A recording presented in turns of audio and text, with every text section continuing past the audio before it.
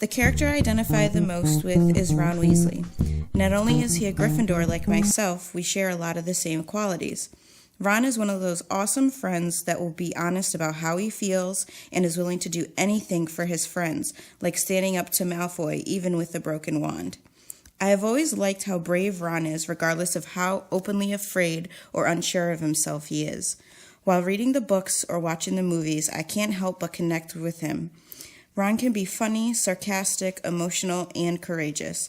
No matter what's going on around him or how he feels, he will always be there for the people he cares about. This is Potter Watch, a podcast that calms the mind and soothes the soul.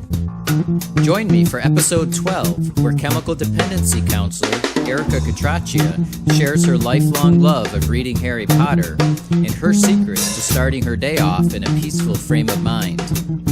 We'll venture into Voldemort's corner and meet my favorite mindfulness guru, Daniel Siegel. Come find out if too much fantasy or too much of real life is better or worse for you. And listen to some techno, Harry Potter style. So pull your cloak tight and bundle up as we go inside the Pensieve. You ready to go inside the Pensieve? Yeah, let's go. All right, here we go. Thanks for being on the show. Thanks for having me. I'm really excited. Yeah. So tell me, when were you first introduced to Harry Potter? So when I was younger, I really enjoyed reading. And I think that started from when my mom would allow me to stay up later as long as I was reading. Uh-huh. And if I wasn't reading, then I had to be sleeping. So I read a lot. So I was around 10 or 11 when the Harry Potter books came out. And because I was such a big reader and that was becoming really popular, I decided to read the books then and continue to read them as they were released. So this is back in 1997 when the Philosopher's Stone came out. Yeah, a long time ago. Yeah. Well, good move on your mom's part, huh? Yeah, definitely. Okay, here's a great Harry Potter trivia question. What special gift did Sirius give Harry in the P.S. of the letter delivered by Pigwidgeon on the Hogwarts Express on their way home at the end of The Prisoner of Azkaban? So, if you remember, they're on the train headed home, the end of the book. Yeah. And Pigwidgeon, who Ron just inherited from Sirius, comes flying by with a post. And it's a gift. I don't know. Permission to go to Hogsmeade. Oh, yeah, because the Dursleys wouldn't sign it. Yeah. And McGonagall told him he had to get a signature on it. Yeah, now he had Sirius to back him up. I bet Harry was relieved to have somebody like Sirius around to be thinking of him. Yeah, definitely. Yeah. Imagine what a godsend that was to grow up with the Dursleys and to escape off to Hogwarts each year, only to have to return to a place where people weren't really looking out for him. In fact, they were really disgusted by him. Right. You know, they were really put off by his wizardry. You know, they really judged him for being a wizard. Yeah, that's why I think when you watch the movies or read the books over and over again, you're always hoping Sirius lives. Yeah, and I guess connected to this because I'm rereading the books now. Yeah. And I'm starting book 6. Uh-huh. So Sirius's death is very fresh in what's going on in the book and how Harry's trying to deal with it. And kind of everyone is trying to deal with it still. Yeah. Talk about a powerful moment in the series. Mm-hmm. Yeah. All those fantasies of the two of them living together and being a family. Right. So how did Harry cope after that? I think his main coping mechanism was just not to think about it or talk about it and kind of to ignore the whole situation. Yeah. I specifically think about when he's returning to Hogwarts in book 6 and that whole altercation happens between him and Malfoy, and Tonks is bringing him back to school, and he knows she's upset, and he wants to say something to her, and he just doesn't do it. Yes. And this isn't the first time after that he doesn't bring up Sirius's death. Yeah. Even though he wants to. I think he just knows it's going to cause him too much pain to talk about it, to relive it, and to just remember that he's not there anymore. Yeah. Do you think that Harry felt alone living with the Dursleys? I mean, I think of course he was alone, but I think living with them was probably worse than being alone. How's that? Because, one, he wasn't alone, and I feel like when you're with other people and you feel alone, that's even worse. Yeah. And then they treated him badly, and he kind of did whatever they told him to do. I mean, he lived in a cupboard. Yeah. And then when he had a bedroom, he was stuck up there, and, Yeah. Why do you think it's worse, or why do you say it's worse to be with others and feel alone than it might be to just be alone with yourself? Because I think when you're around people and you feel lonely, you're obviously missing some kind of connection with that person or those people by your choice or their choice. And in Harry's world, it's obviously kind of their choice. I think if the Dursleys would have been loving people, Harry would have been loving right back. Because that's kind of how he is. But for them to treat him badly and to do all that, I think would make me feel worse than being alone, because they're choosing to feel that way about him. And it's really based on nothing of his own fault. So maybe they're rejecting behavior, or just the absence of loving behavior is a reminder that they're not there. Right. Is that... Right, and I think it's also what makes it even worse is that they clearly can show Dudley love and spoil him, and they do it right in front of Harry. So not only are we going to reject you, we're going to show you that we're totally capable, and we're just choosing not to do it to you. Ouch. Yeah. So maybe he's able to manage his loneliness by himself. Yeah. So you just pointed out that if when Harry was by himself, and he was aware of his own confidence and his own self-love, that, what I'm wondering is perhaps if that didn't help him feel loved. In other words, when Harry was by himself, he wasn't alone because he was connecting with himself. Right. Through his own positive feelings he had about himself, his confidence and his ability to fly and right.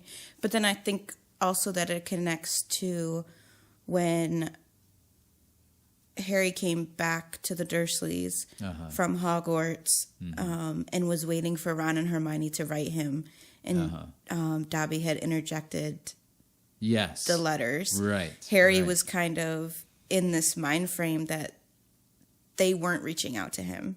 Right. That he's now stuck here. Yes. And that they've kind of forgotten me. So he had that feeling of abandonment from his friends, not knowing that they had reached out and were trying to. But he assumed kind of that they just weren't.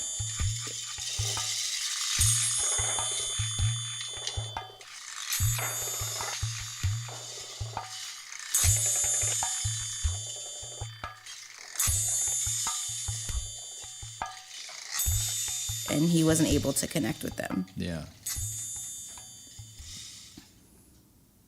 And he didn't have the Dursleys backing him up. Exactly. Yeah. Yeah. Once again, pretty painful. And pretty exciting to think of the future of perhaps having Sirius Black at home backing him up. And other people. I mean, I think... And other people, yeah. Dumbledore's important, even though he probably could have been around more than he was, especially in hard times for Harry. Yeah. But I always think of Lupin in that very, whenever he's around in those tough situations, it's like this feeling of security and kind of similar to Sirius, maybe not as connected because Sirius was his godfather, but like another strong male figure that was connected to his dad that kind of gives him a sense of security. And you know, at the end of the day, he wants what's best for Harry and to keep him safe. Yeah. What's different reading Harry Potter as an adult versus as a child? Well, I guess I'll start with reading it as a child. I think I was just so amazed by the magic, the story, the friendships, and this whole idea of Hogwarts and the world of Harry Potter. And then as an adult reading it, it's definitely more in-depth reading it as an adult. You get to see more of the themes of love, fear. I started reading them and then kind of found myself reading on a regular basis. And then especially when I was feeling anxious or having like high levels of anxiety, even if it's a page or a chapter, I just think the way that J.K. Rowling writes is absolutely incredible. And she just has this gift to take you, you know, within seconds of picking the book up into a whole different world. And, you know, for that moment that I'm reading, I'm not there. I'm not in the situation that might be making me anxious, or if I had a bad day, you know, I'm not thinking about that. I'm with Harry, I'm with Ron and Hermione and everybody else and following this story. And then I always feel better once I'm done reading, unless I'm upset that I can't continue reading. Of course. But yeah, so now I tend to read in the morning to start my day off. And then I like to try to end with reading, just to put me in a good space and mood. Even if I'm in a good mood, I still read. But I find it very helpful when maybe I'm not in the right headspace. What do you think's going on there? Well, like I said, just the ability to create this scene within my mind of exactly what's going on, and creating these characters that are just so realistic and you get so attached to. And I don't know how she does it, but I don't think I've ever read books that have made me feel like that so strongly. That, you know, I literally feel like I'm in the book, and in my mind I can create what's happening. You know, with every word that I'm reading. And I think being able to take a time out is what helps me. You're certainly not alone, I think, in having that kind of experience with the books.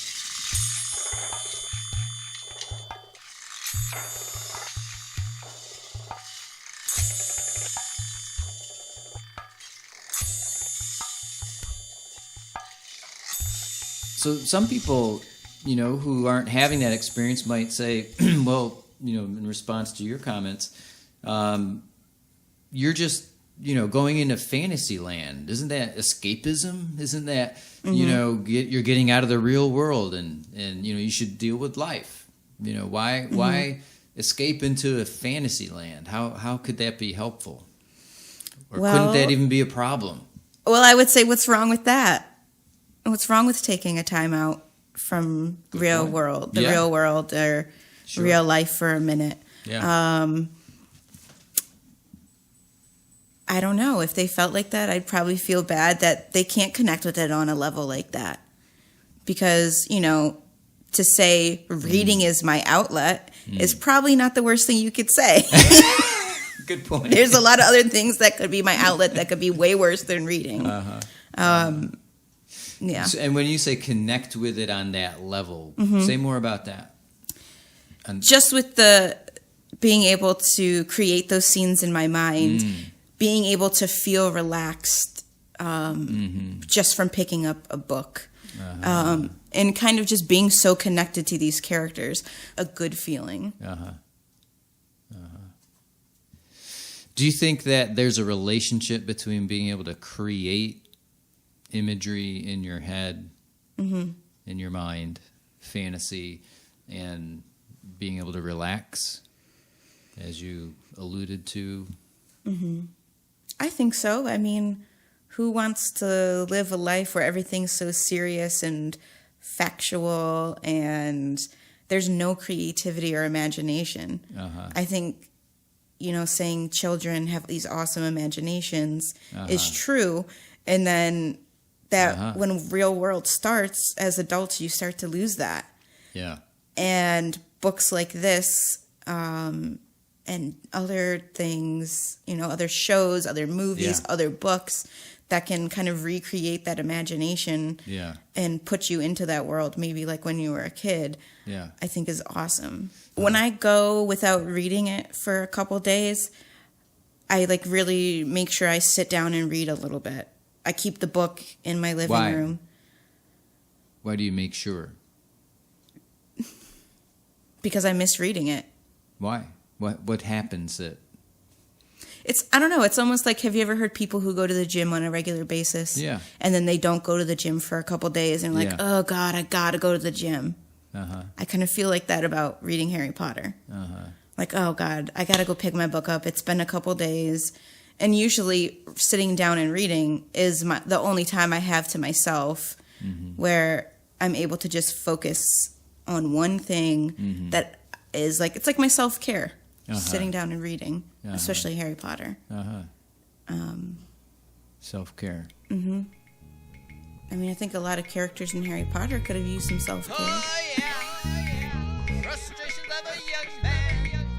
Oh, yeah. Frustrations of a young man. Oh, yeah. Frustrations of a young man. Oh, yeah. Frustrations of a young man. Tuning in or tuning out? There's no doubt that reading a fantasy book can be captivating and take us away for hours on end. But how do we know the difference between quality reading time and escapism? My favorite mindfulness expert, Daniel Siegel, wrote a noteworthy book, The Mindful Brain, that cleverly captures how reflection and attunement are cornerstones to well-being.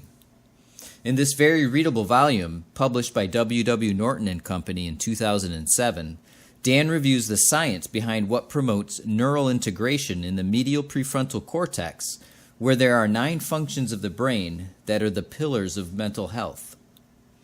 What we find is that the brain is wired to connect with other people, and as it develops over time, this tendency becomes the norm for taking care of ourselves.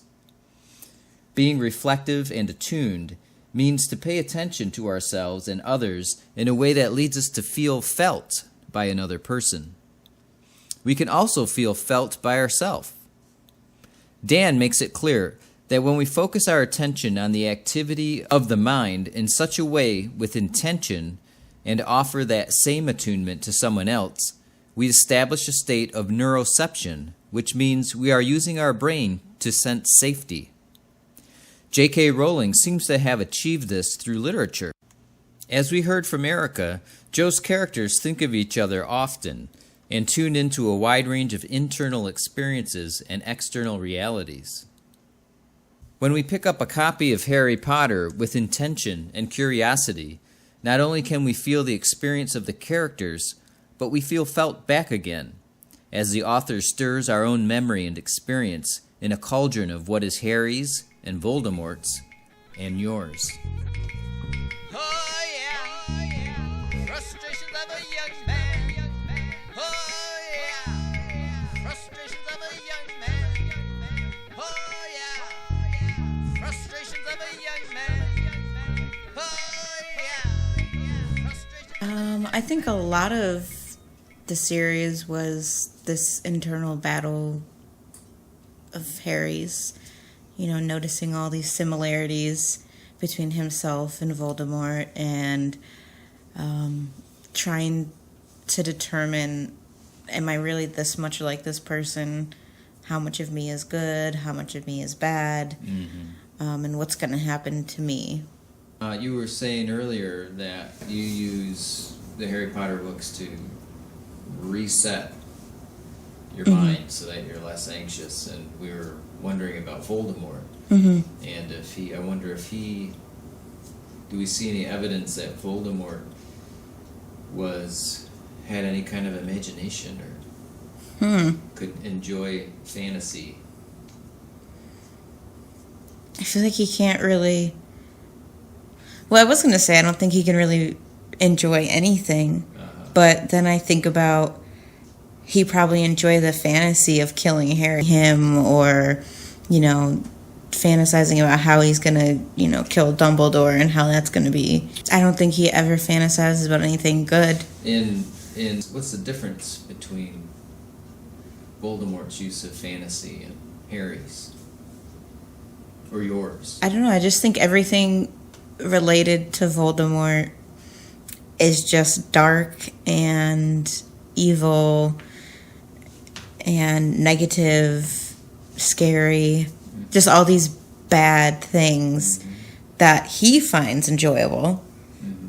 But related to maybe what Harry's fantasy is, I think, Harry probably fantasizing about being with his parents or Sirius or, just being part of a loving family. And I don't think Voldemort would even want that. Well, are you saying that it's the content of our fantasies that can make it good or bad? Helpful I think it could be the unhelpful? content and then the amount of time you focus on the fantasy or living in that fantasy. What do you mean? Like, let's say Voldemort is fantasizing about killing Harry. And, I mean, even in the books, it's something that he's clearly thinking about on a constant basis. Right. What kind of things could he have overlooked or missed that were going on and maybe other aspects of his life because he's so focused on that fantasy of finally getting Harry. Maybe I picture Voldemort as being inside of his head as just like a constant go, a non-stop drive to meet this goal of kind of coming back to power and making things how they were. And I don't know, I just picture him like waking up like, all right, let's go try to run the world today. And think about how he's going to do it. Or do it. Or... What's wrong with that? Nothing. I don't think there's anything wrong with that. But I think we all need a break sometimes. But I don't know if he'd be capable of taking a break. Because I feel like every time he's in the books, he's not just sitting around. He's doing something. He's trying to accomplish some goal. Why doesn't that happen when you read Harry Potter? When you focus on fantasy, why doesn't that happen? Well, I think it's the opposite. You're checked into reality all day long. And you're not really fantasizing about anything because you're working, you're doing all these other things that take up your focus and your time. And if you were fantasizing while you were doing that, you probably wouldn't be able to do a good job at what you're doing because you need to be present and knowing what's going on. So it's the opposite of Voldemort, who's kind of always thinking about what he plans to do, how he's going to do it, and maybe might get caught up in those thoughts sometimes in his fantasizing, that he doesn't check in with reality. When my side, I feel like I'm usually checked in with reality and sometimes need to check out for a brief moment by reading. Frustrations of a young man. Oh yeah. Frustrations of a young man. Oh yeah. Frustrations of a young man. And it's not like checking in with reality for Voldemort means checking in with other people. Yeah, or checking in with where he's at. And, I'm sure in the earlier books, and even in the later books, he's not happy with where he's at because he's not in power. Harry's alive, and he's kind of struggling to make all of these things happen, or at least make them happen the way he wants to. I think when he is checking in with other people, it's not like a true connection because people are always terrified to connect with him. Because he can kill you at any second. Or you could give him what he wants and then he doesn't need you anymore. You know, like, it makes me think of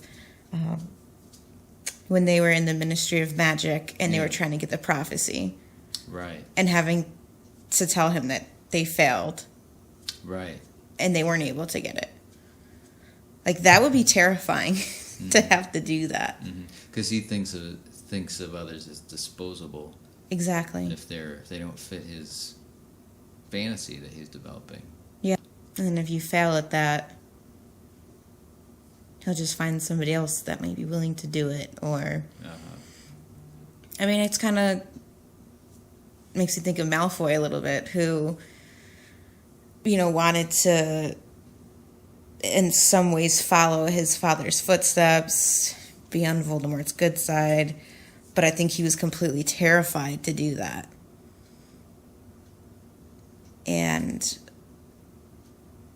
you know, because you have to connect and talk to Voldemort and tell him, I did this or I didn't do that, or and risk being killed. I mean, scary.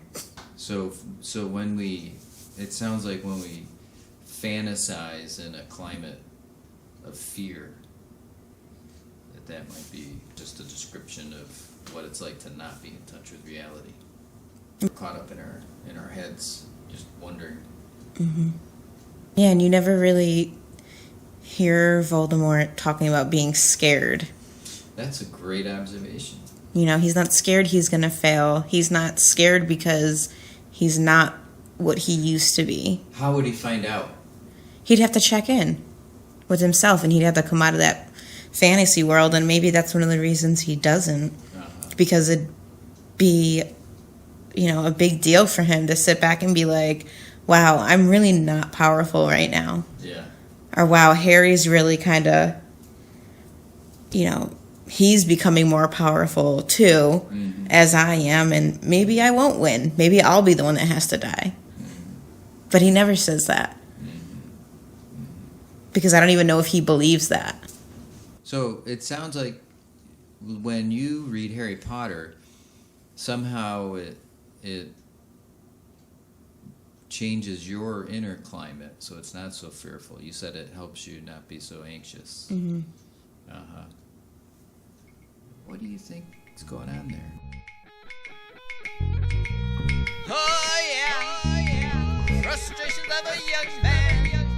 Oh yeah, frustrations of a young man. Oh yeah, frustrations of a young man. I'm going to imagine that I'm waking up one morning and feeling a little anxious.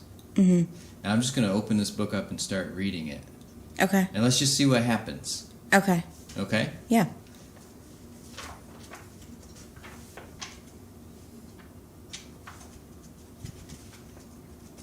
You know what? Let me start at the beginning of a chapter. Okay. Okay. So this is chapter 20, the first task. Harry got up on Sunday morning and dressed so inattentively that it was a while before he realized he was trying to pull his hat onto his foot instead of his sock. When he'd finally got all his clothes on the right parts of his body, he hurried off to find Hermione, locating her at the Gryffindor table in the Great Hall, where she was eating breakfast with Ginny. Feeling too queasy to eat, Harry waited until Hermione swallowed her last spoonful of porridge, then dragged her out onto the grounds. There he told her all about the dragons and about everything Sirius had said, while they took another long walk around the lake. I think as soon as you started reading, I can completely envision everything in my mind that's happening. I can think about how Harry's feeling, and I think a lot of the character development is why it's so easy to place yourself in the story. Not only because of the scenery, but, you know, you're so many books into knowing these characters and knowing how they feel and how they operate. And so you can read a simple sentence like that, but you have all this background knowledge about Harry to know why he's feeling this way, what he's about to go do. And so it's easy to completely not think of anything else, which I wasn't while you read. All I was thinking about was what you're reading and picturing the story in my mind. He was trying to pull his hat onto his foot instead of his sock. What a great way to capture his inattentiveness. Yeah, he should have started his morning with reading. Yeah, right. Exactly. Yeah, he should have picked up book 4. He should. Find out what was going to happen. Oh yeah, frustrations of a young man. Oh yeah, frustrations of a young man. If I'm alone by myself or feeling alone around other people, if I'm reading this book, I don't feel alone because I feel like I have that connection with the characters. And there really isn't a sense of loneliness. It's like I'm with Harry, Ron, Hermione, and all these other people in the book. So it can be helpful in that way too. So there's maybe something about imagining, being able to imagine others and think about them. Right. That helps us get more connected with ourselves. Right. Rowling's achieved with the stories. Providing a story that allows us to practice thinking about what's going to happen to Harry and Hermione and Ron and Buckbeak and Sirius, and, right? Aren't a lot of these conversations they're talking about if Hagrid's going to get sent away to Azkaban and Buckbeak will be killed. And, I mean, they're real life situations in a fantasy world. Yeah. And I really like that the characters, are real people. They're not, Ron, Hermione, and Harry don't get it right the first time every time. And they do have struggles within themselves. Yeah. And, that's realistic. Yeah. It's not like, they get every spell right every time they try it, or that they have perfect friendships. Well, Erica, before we wrap up, you had mentioned before the interview when we were just chatting about your Harry Potter experience, a really great story. You told me about an experience you had in the work that you do that really fits this whole theme well, and it just came to mind. What do you think about sharing that story with our listeners?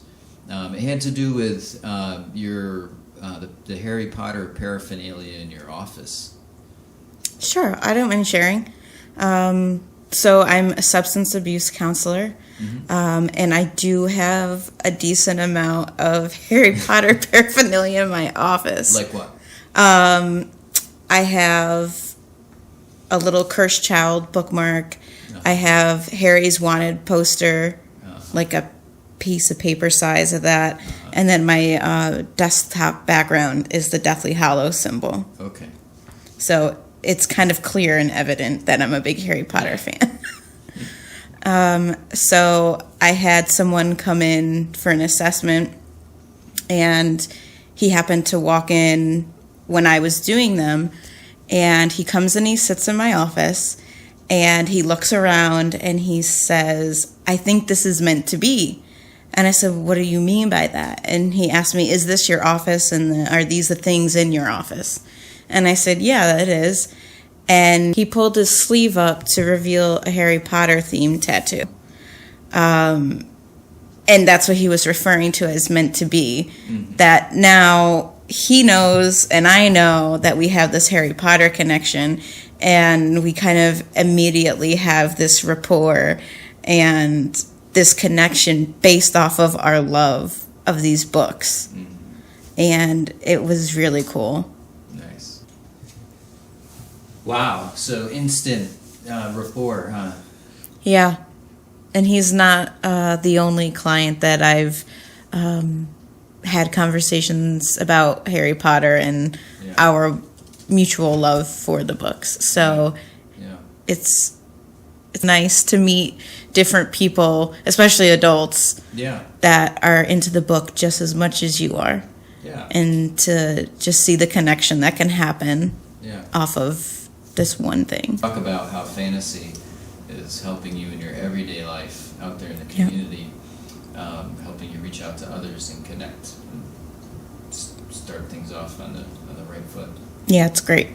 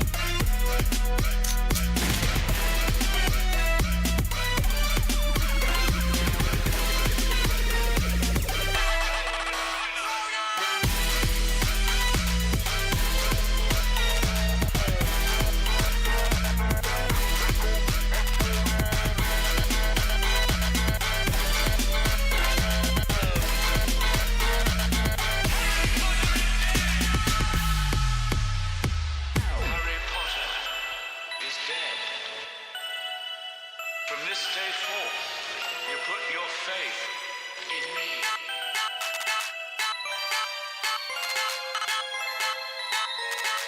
Expecto